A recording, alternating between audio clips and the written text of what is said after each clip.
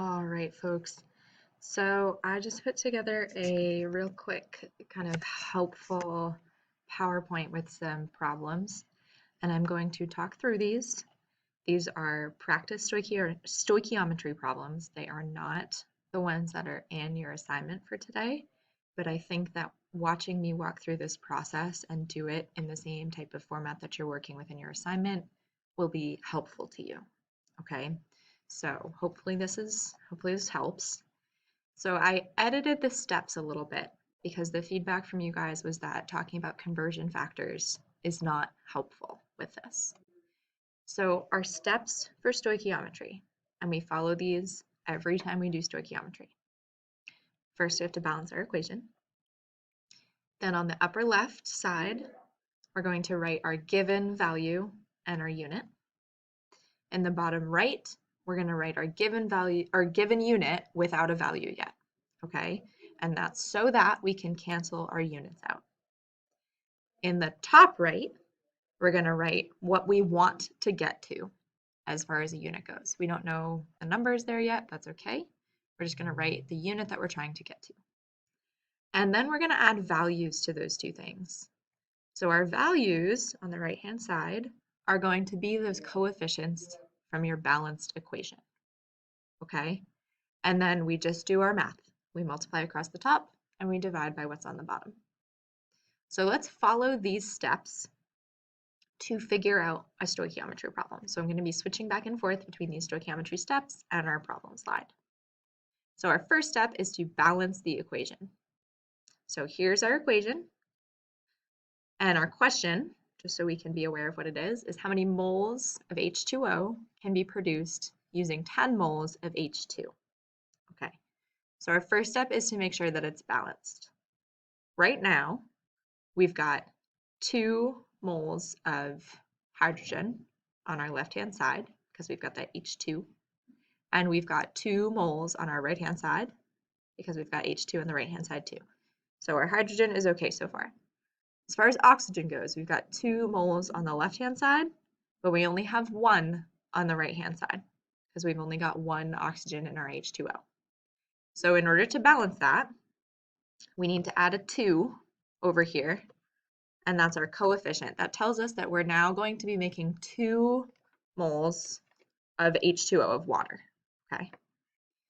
That changes things with the hydrogen though. So over here on the right-hand side now, we have 2 moles of our H2O, and in each mole, we've got 2 kind of parts of hydrogen. So we're going to multiply those and figure out how much hydrogen we have overall. 2 times 2 is 4. So we've got 4 like pieces of hydrogen, and we can think of them as moles, on the right-hand side. And we need to have the same on the left. And so to get that, we're going to put a 2 for our coefficient over here, because it's that same multiplication. 2 times 2 is going to be 4. So now we're balanced. We've got 4 moles of hydrogen on the left and 4 on the right, 2 of oxygen over here on the left, and 2 on the right. The only thing I'm going to do is I'm going to take out that blank so that we know technically that's a 1 for our coefficient for oxygen. But I'm going to take that out because we don't usually write 1s for our coefficients. We just kind of know that they're there. All right, so we've done step 1. We have balanced our equation. Step 2, in the upper left, write your given value and unit. So our upper left is this box right here, and we're going to write our given value and our unit. So in this question, we've got how many moles of H2O, so that's our question, how many moles, can be produced with 10 moles of H2. So there's our given. They give us that value. Our value is 10, and our unit is moles of H2. Okay? And I'm not going to put a subscript there just for right now. So 10 moles of H2 is our given value and unit. So we've done that. Step 3, on the bottom right, write your given unit without a value yet so that we can cancel it. So bottom right, our given unit without a value yet. So our given unit is the same unit that we just wrote. It's moles of H2. So I'm going to add moles of H2. I'm going to leave the value part blank right now. Okay, I'll go in and fix that in a second. But for now, I'm going to leave it blank. And the whole reason that I'm writing that same unit down below here is so that we can cancel it out. So when we do equations like this or calculations like this, remember that you can cancel whatever's on the top on one side with whatever's on the bottom on the other side. So that's why I'm writing that given unit on that bottom right-hand side. Okay, step 4. On the top right, so we're switching now, top right, write your wanted unit without a value yet. Okay, so here's our top right. Our wanted unit, so what we're trying to get to, is this part that's in the question here. How many moles of H2O? That's what we're trying to get to, our wanted unit, because it's like it's the key part of the question part of this question. How many? So our unit for that is moles of H2O, because that's what we're trying to get to, moles of H2O. Okay, and I am not yet writing my value there. That's our next step. So we're good so far. Number 5, for values on the top and bottom right, okay, so those ones that we just wrote, these spaces, those blanks, for the values there, put in the coefficients from the equation. So we already balanced the equation. That's important. You have to have the equation balanced first. But we're going to put in the coefficients from the equation in for those values. And we're not just going to put any coefficients in. We have to make sure that they match to our units there. So our top one is moles of H2O. And I'll just so that it's easier to see. Sorry, this is a bit of a slapdash video. Hang with me. Okay, so our values for these that we're going to put in the spaces are just our coefficients from our equation up top. So we've got moles of H2O up top. So if we go up to our equation and we find our H2O, our coefficient is this 2. Okay, so that's what's going to go up here. 2 moles of H2O. And down on the bottom, our unit is moles of H2. And so for our value right here, we're going to put our coefficient from our moles of H2. So that is also at 2. So that's helpful. There we go. Okay, so now all you need to do is multiply across the top and divide by what's on the bottom. So you would plug into your calculator 10 times 2. So that's going to be 20 divided by 2 is going to be back to 10. And that's our answer. And to know what units your answer is going to be in, I'm going to make sure these are in the front so that you can see them. Sorry, that happened earlier.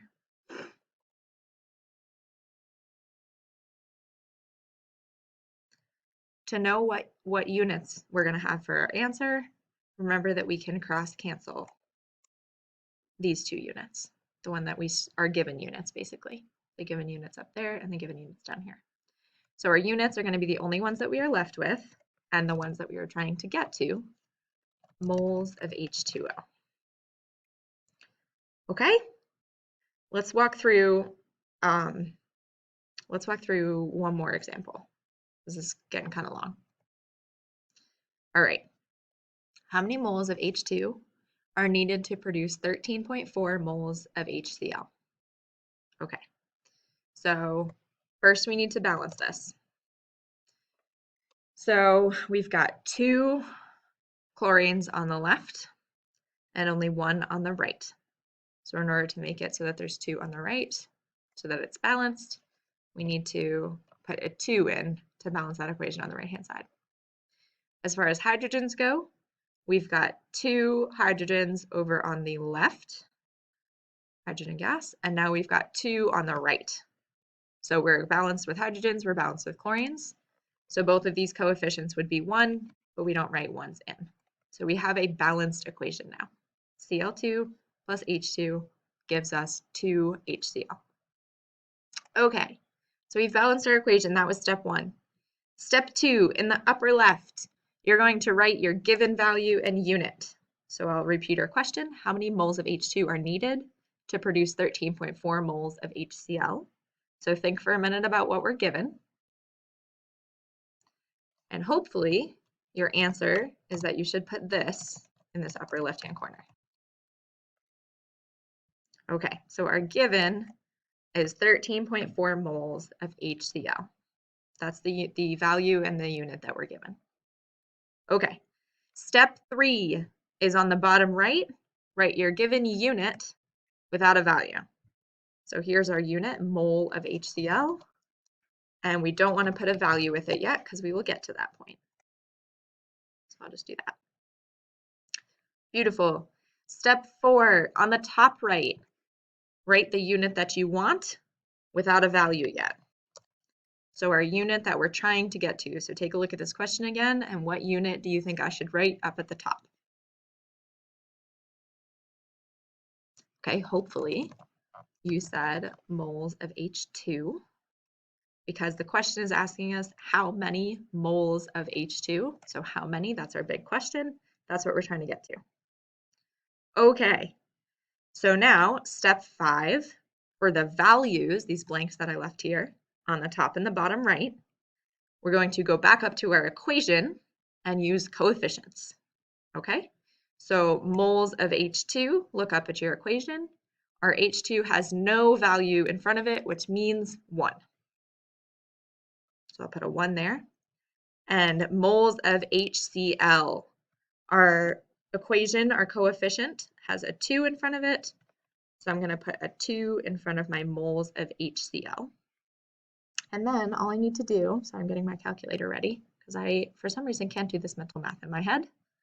We're going to multiply across the top and divide by what's on the bottom. So 13.4 times 1 is 13.4, divided by 2 is going to be 6.7. And then our units for that are going to be the units that we haven't canceled yet, the units that we were trying to get to. So let me just cancel some units, or at least show you some canceling of units. So we can cancel out our moles of HCl up there and moles of HCl down here, because we've got it on the top and bottom. So the units that we are left with is moles of H2. So 6.7 moles of H2 are needed in order to produce 13.4 moles of HCl. Okay, hopefully this helps. Let me know if you continue to have questions, and use those steps to kind of walk you through your answers to those, your assignment 5.9. Okay.